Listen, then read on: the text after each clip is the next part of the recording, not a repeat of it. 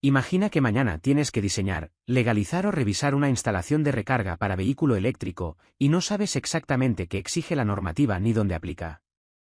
Aquí es donde entra en juego la primera TC-BT 52, aprobada en el Real Decreto 1053 de 2014, una instrucción clave que define cómo deben hacerse las instalaciones de recarga, en qué entornos, y bajo qué criterios técnicos. Si te gusta este contenido, no olvides suscribirte a nuestro canal, compartir los vídeos con otras personas que les pueda ser de utilidad y dejarnos un super like. Coge papel y lápiz que comenzamos. Esta instrucción técnica tiene un objetivo muy claro: establecer las prescripciones que deben cumplir las instalaciones destinadas a la recarga de vehículos eléctricos. No habla del vehículo en sí, ni de la red general, sino de la infraestructura eléctrica necesaria para poder recargar, de forma segura y reglamentada. Se aplica tanto a instalaciones privadas como públicas, desde viviendas unifamiliares y garajes comunitarios, hasta aparcamientos de empresas, flotas, talleres, concesionarios, aparcamientos públicos y vías de dominio público en zonas urbanas, incluidas las áreas de servicio de carreteras del Estado. La instrucción deja claro que queda fuera, no es aplicable a la recarga por inducción, ni a instalaciones de recarga de baterías que produzcan gases durante el proceso. Antes de entrar en esquemas y requisitos, la norma fija un lenguaje común para evitar interpretaciones erróneas. Distingue entre circuito de recarga colectivo, que alimenta dos o más estaciones, y circuito de recarga individual, destinado a una sola estación, identificado como circuito C13, cuando parte del cuadro de una vivienda. Aclara la diferencia entre contador principal, que mide el consumo de una o varias estaciones y cumple el reglamento de puntos de medida, y contador secundario, que permite repartir costes por estación sin ser punto frontera del sistema eléctrico. Define qué es una estación de recarga, y que se considera una estación de movilidad eléctrica, capaz de recargar varios vehículos de forma simultánea en corriente alterna o continua. Introduce conceptos clave de seguridad y funcionamiento como la función de control piloto, el sistema de alimentación específico del vehículo eléctrico, SAVE, y los modos de carga 1, 2, 3 y 4, que describen cómo se realiza la conexión entre el vehículo y la red. También se define la infraestructura de recarga de vehículos eléctricos como el conjunto completo de equipos, canalizaciones, cuadros y sistemas de control dedicados a la recarga, así como el sistema de protección de la línea general de alimentación, pensado para evitar sobrecargas en el edificio. Por último, se concreta qué se entiende por vehículo eléctrico y los tipos de conexión posibles entre la estación y el vehículo. Toda instalación nueva, o modificación de una existente, que se alimente de la red de distribución eléctrica, debe ajustarse a uno de los esquemas de conexión previstos en esta instrucción. Antes de ejecutar la instalación, el instalador o proyectista debe elaborar la documentación técnica correspondiente, ya sea una memoria técnica de diseño o un proyecto, donde se indique claramente qué esquema se va a utilizar. La ITC contempla esquemas colectivos, esquemas individuales, esquemas con contador común, con contador por estación, y esquemas con circuitos adicionales dedicados a la recarga. También establece criterios de prioridad para aprovechar centralizaciones existentes antes de crear nuevas. La norma aclara que estos esquemas no son aplicables cuando la estación se alimenta desde redes independientes de la red de corriente alterna habitual, como redes de corriente continua o fuentes renovables con almacenamiento. A partir de aquí, la instrucción baja al detalle según el tipo de emplazamiento. En viviendas unifamiliares nuevas con plaza de aparcamiento, la exigencia es clara: debe instalarse un circuito exclusivo para la recarga del vehículo eléctrico, el circuito C13. Este circuito puede ser monofásico o trifásico, y su potencia instalada se ajustará a valores normalizados, aunque el proyectista puede justificar potencias superiores si la previsión lo requiere. En cualquier caso, el circuito y sus protecciones deben dimensionarse conforme a la potencia prevista. La norma fija límites para evitar desequilibrios en la red, especialmente en circuitos monofásicos, y establece criterios de reparto de cargas cuando se conectan estaciones monofásicas en circuitos trifásicos. En garajes colectivos se pueden utilizar distintos esquemas dentro de un mismo edificio, siempre que se cumplan los requisitos de la primera TC-BT 52. Se detallan las condiciones de instalación de los circuitos, la ubicación de cuadros de protección, y la necesidad de facilitar el uso futuro mediante preinstalaciones eléctricas.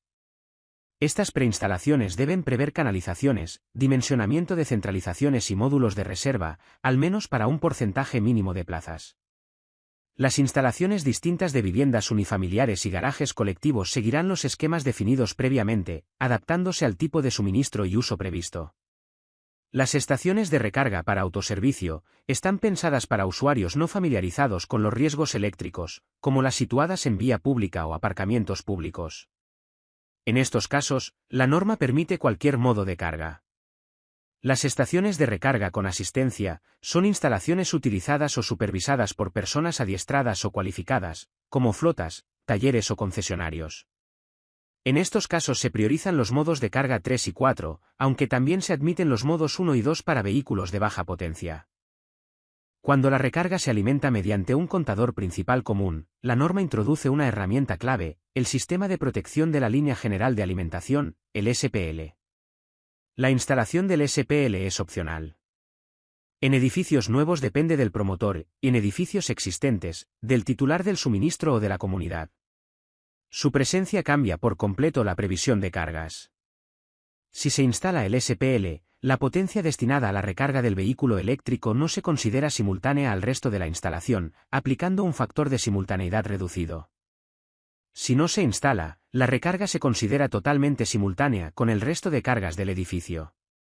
El SPL actúa midiendo la intensidad que circula por la línea general de alimentación, y permite limitar temporalmente la potencia dedicada a la recarga para evitar sobrecargas. En edificios existentes, el proyecto o la memoria técnica debe justificar cuántas estaciones de recarga pueden alimentarse, teniendo en cuenta la potencia disponible y el factor de simultaneidad correspondiente. Para los circuitos de recarga colectivos, el cálculo se hace considerando la potencia prevista de cada estación, y como criterio general, sin simultaneidad entre estaciones. Este criterio puede flexibilizarse si existe un sistema de control que mida la intensidad del circuito y reduzca automáticamente la potencia disponible, evitando sobrecargas. En los esquemas individuales, la norma es mucho más directa. La previsión de cargas se realiza considerando simultaneidad total entre la recarga del vehículo eléctrico y el resto de la instalación. En los esquemas con contador individual por estación, la función de control de potencia contratada se realiza directamente mediante el contador, sin necesidad de instalar un dispositivo adicional. La recarga puede realizarse en aparcamientos interiores, siempre que no haya desprendimiento de gases y que el local no esté clasificado como de riesgo especial. En cada punto de recarga debe existir un cartel visible que prohíba la recarga de baterías con emisión de gases. Los circuitos de recarga colectivos deben discurrir preferentemente por zonas comunes, y los contadores principales se ubicarán en las centralizaciones existentes o en nuevos armarios habilitados conforme a la normativa. Los contadores secundarios, cuando existan, podrán instalarse en armarios, envolventes o integrados en un SABE. Cada circuito colectivo debe disponer de su protección propia, y además existir una protección general común para todos los circuitos de recarga. Los cuadros deben estar identificados, asociados a las plazas correspondientes, y contar con sistemas de cierre para evitar manipulaciones. La potencia de los circuitos colectivos trifásicos se ajustará normalmente a valores normalizados, aunque el proyectista puede justificar otros valores. Las estaciones monofásicas deben repartirse de forma equilibrada entre fases. La potencia definitiva y las características de los circuitos, especialmente en modo de carga 4, se determinan caso a caso en cada proyecto. La iluminación en la zona de recarga debe garantizar niveles mínimos para realizar las maniobras con seguridad. La caída de tensión máxima desde el origen hasta el punto de recarga no puede superar el 5%. Los conductores serán, con carácter general, de cobre, con secciones mínimas establecidas, admitiéndose aluminio solo en determinados casos y con condiciones específicas de conexión. En instalaciones con más de 5 estaciones, el proyectista debe valorar la necesidad de filtrado de armónicos, para no afectar a otros usuarios conectados a la misma red. Cada punto de recarga debe alimentarse mediante un circuito dedicado, sin otros usos, salvo consumos auxiliares propios del sistema de recarga. Las instalaciones alimentadas desde la red de distribución utilizarán 230-400 voltios en corriente alterna para los modos de carga 1, 2 y 3. En el modo de carga 4, la tensión depende del convertidor y puede alcanzar valores muy superiores. Cuando se utilice un esquema TN, solo se admite la configuración TN-S, para garantizar la protección mediante dispositivos diferenciales. Las canalizaciones cumplirán las ITC aplicables según el tipo de local. Los cables que formen parte de la instalación fija deberán ser aptos para uso móvil, resistentes a esfuerzos mecánicos, condiciones ambientales y actos vandálicos. En exterior se emplearán cables de mayor tensión asignada.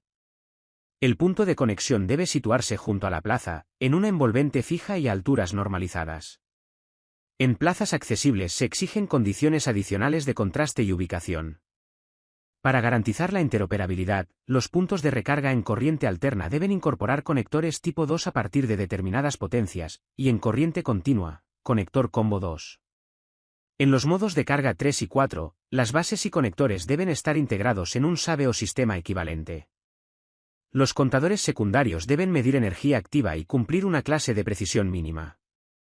Su instalación es obligatoria cuando exista una transacción económica asociada a la recarga en garajes comunitarios, estaciones de movilidad eléctrica o vía pública. En otros edificios, se instalan cuando sea necesario identificar consumos individuales, y en algunos esquemas su uso es opcional. La norma remite como base a la ITC BT 24, pero introduce exigencias muy concretas para la recarga. Toda instalación de recarga debe disponer siempre de conductor de protección y la instalación general debe contar con toma de tierra. No hay excepciones. La protección frente a contactos directos se limita a aislamiento de partes activas o barreras y envolventes, y frente a contactos indirectos se admiten únicamente las medidas reglamentarias basadas en corte automático, equipos de clase 2 o separación eléctrica. Independientemente del esquema utilizado, todos los puntos de recarga deben estar protegidos por dispositivos diferenciales.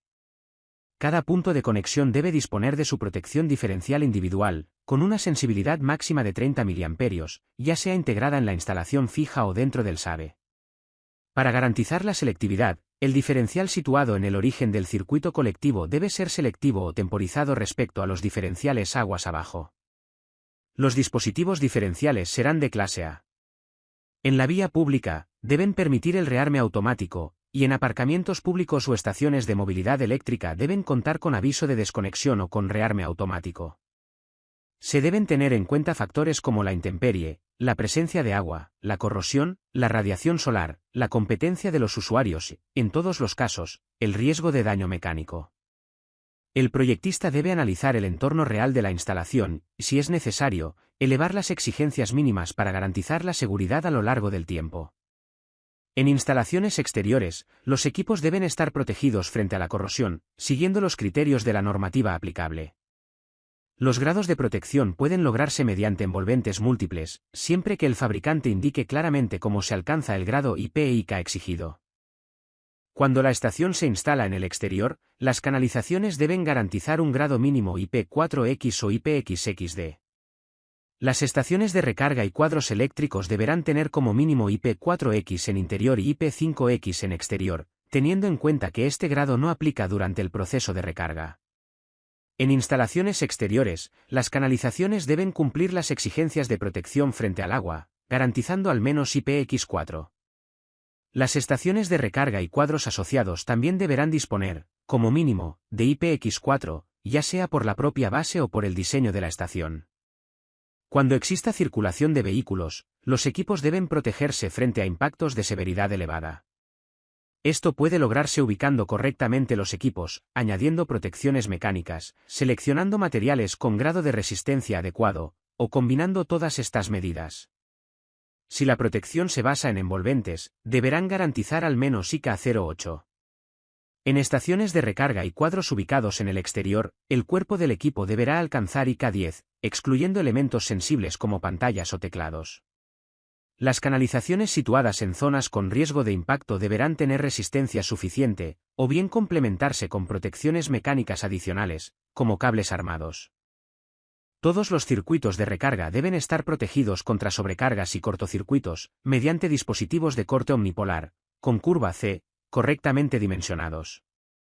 Cada punto de conexión debe tener su protección individual, ya sea en la instalación fija o integrada en el SABE. En modos de carga 1 y 2, las tomas normalizadas se protegerán generalmente con interruptores de 10 amperios, pudiendo llegar a 16 amperios, si el fabricante garantiza su funcionamiento seguro en recarga lenta. En modo de carga 3, El interruptor automático debe seleccionarse de forma que proteja el circuito sin provocar disparos intempestivos, teniendo en cuenta las características propias de la estación y las condiciones reales de instalación. Todos los circuitos deben estar protegidos frente a sobretensiones temporales y transitorias. Las protecciones frente a sobretensiones temporales deben soportar los niveles máximos previstos entre fase y neutro. Las protecciones frente a sobretensiones transitorias deben instalarse lo más cerca posible del origen de la instalación. Si la distancia hasta la estación de recarga lo requiere, será necesario instalar protecciones adicionales, coordinadas entre sí.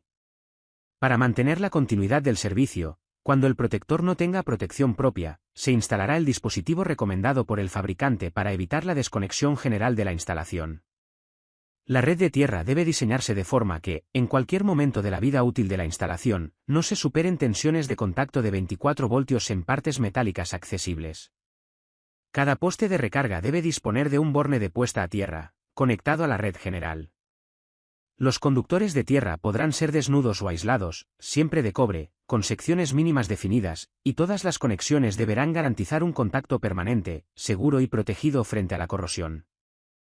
Llegados a este punto, el mensaje del Real Decreto 1053 de 2014 es claro. La recarga del vehículo eléctrico no es un añadido improvisado, es una instalación eléctrica reglamentada, con criterios precisos de seguridad, diseño, protección y responsabilidad técnica. Esta norma define cómo integrar la movilidad eléctrica en edificios, garajes y vía pública sin comprometer la seguridad de las personas ni la fiabilidad de la red. Desde la previsión de cargas, pasando por los esquemas de conexión, hasta las protecciones diferenciales, las sobretensiones o la puesta a tierra, todo está pensado para que la recarga sea segura, controlada y sostenible en el tiempo. Entender esta instrucción técnica no es solo cumplir un reglamento. Es diseñar bien, instalar mejor y anticiparse a problemas futuros. Y ese es, al final, el verdadero valor del conocimiento técnico. Si este vídeo te ha ayudado a entender de verdad la ITC BT 52 del Real Decreto 1053 de 2014, suscríbete al canal, porque aquí hablamos de normativa eléctrica con rigor técnico y sin rodeos. Y si quieres profundizar todavía más, suscríbete para más análisis de normativa técnica. Nos vemos en el próximo vídeo.